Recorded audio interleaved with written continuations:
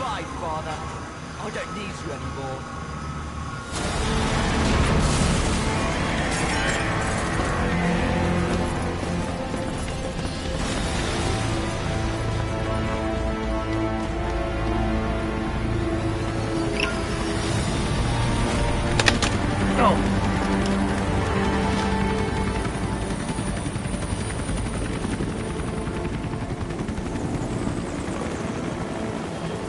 Well, there goes a philanthropist and the kids.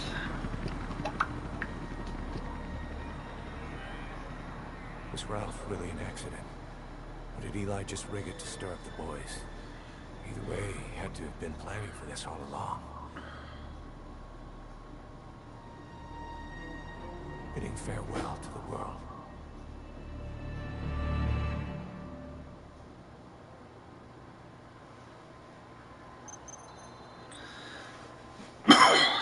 More tapes.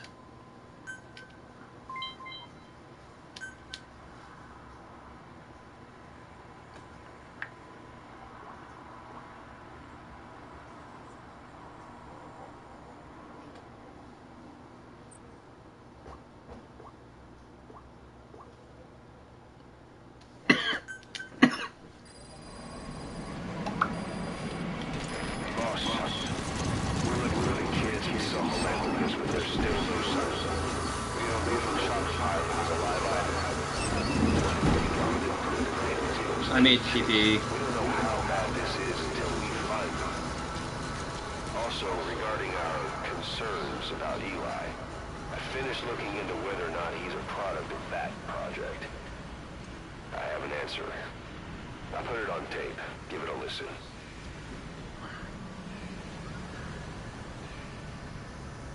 Boss, I've updated the mission list. We've received some new job offers. No job offers. On the iDroid.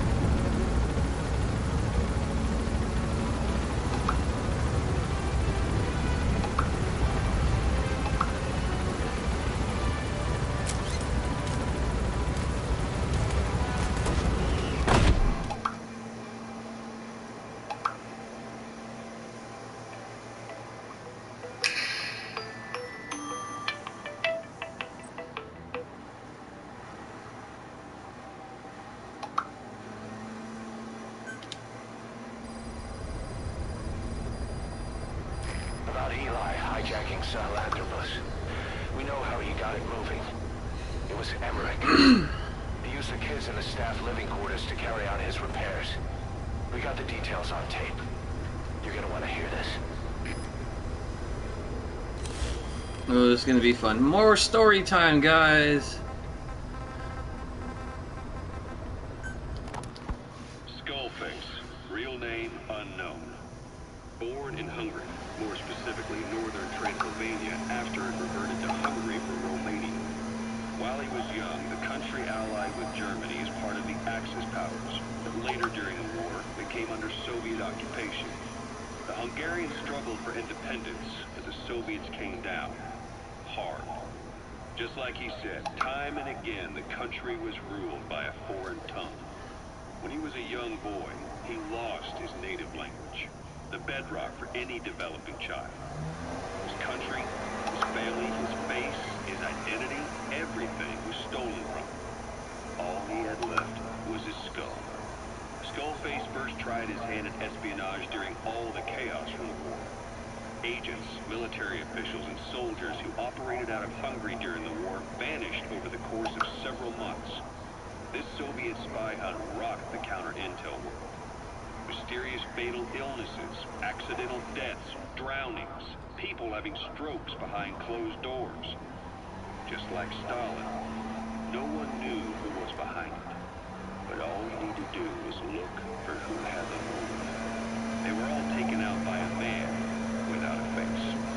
And now we've got an idea of how he did it too. He got revenge for his people, but he wasn't finished. Skullface defected to the west. Hold on, guys. Time out.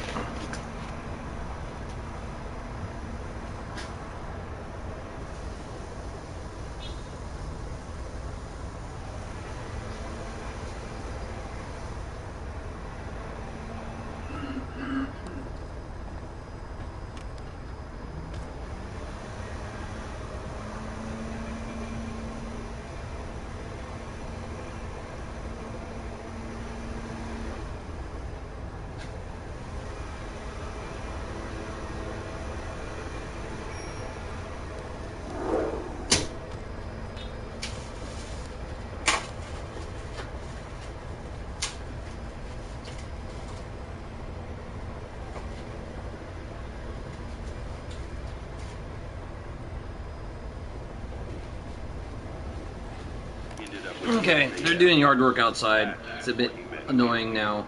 It's possible They got the gas leak blowers going. Back then. It's hard to say. In any case, That actually, Zero made him his XO. He always did have a thing for oddballs. But this one was set to lead a unit no one else would know about. When Zero created Fox, he also formed XOF as a support team. An unconventional special forces unit designed to support Fox, make it stronger, with Skullface giving the orders. Zero never even told the boss about it, nor the CIA, naturally.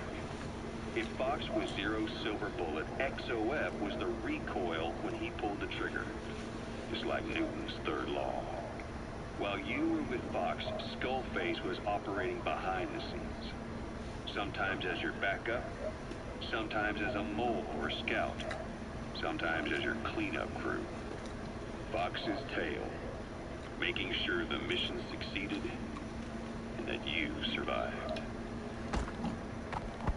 We only have his word to go on, but Skullface's goal was revenge against those who'd use language to subjugate people.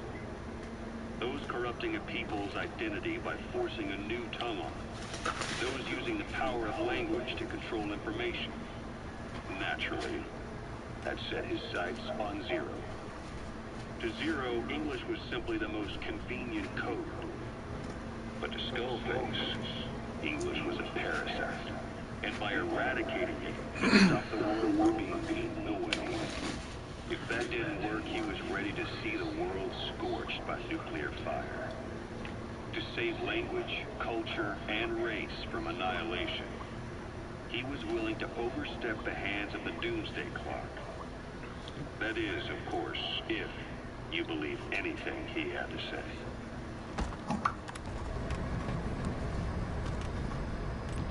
okay, more story time. There's another. You know, when you brought back all the child soldiers who escaped, Eli knew they'd returned. Needless to say, nobody said a word to him. I guess they got a message to him somehow. Eli wasn't put in the corner in timeout.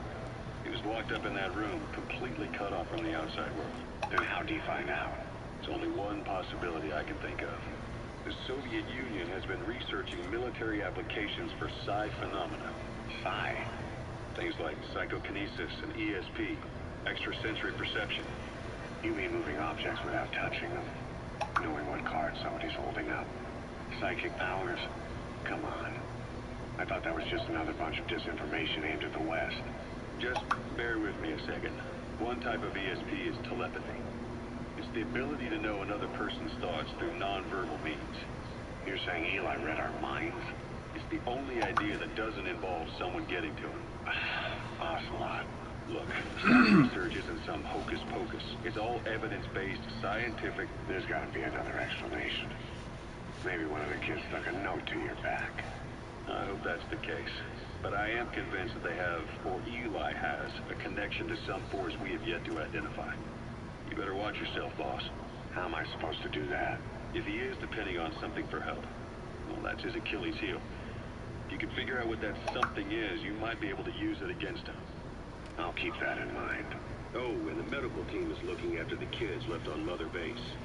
For the moment, they don't seem too panicked. But boss, get this. Eli got those kids to plot their armed uprising as a diversion. Also, he could steal Sahelanthropus and escape. That Brad got us good. Set us up and knocked us down. And then there's that mystery kid who was with Eli. Those two working together, I'd say things won't be over for a long time yet.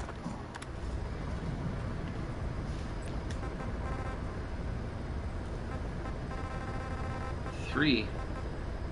Ah, here we go. What was your goal in having the children repair Sahelanthropus? I just answered that Child question. labor! I had no idea they would actually try to fix it. I mean, can you imagine a child piloting it? Oh, sure, easily. It wouldn't work. I bet it's just like riding a bike. I said it didn't work. Who did you try? I didn't. Did you put your son in it? We never did that. His name was, Hal, wasn't it? I thought you said you never saw his face. But you made him pilot Sahelanthropus. You used him in your experiments. He wanted to get in. It was such a short time we had. So he was with you. We were happy. You're still happy now. Changing your lies to suit the listener and getting by slipping through the cracks. Building layer upon layer of convenient stories until nothing means anything to you anymore. You're happy all the time because you don't even notice you're doing it. Think hard. Who are you really? You're not a victim and you're not the silent majority. You're a perpetrator and a petty hypocrite. The real world doesn't make you suffer. It's the other way around.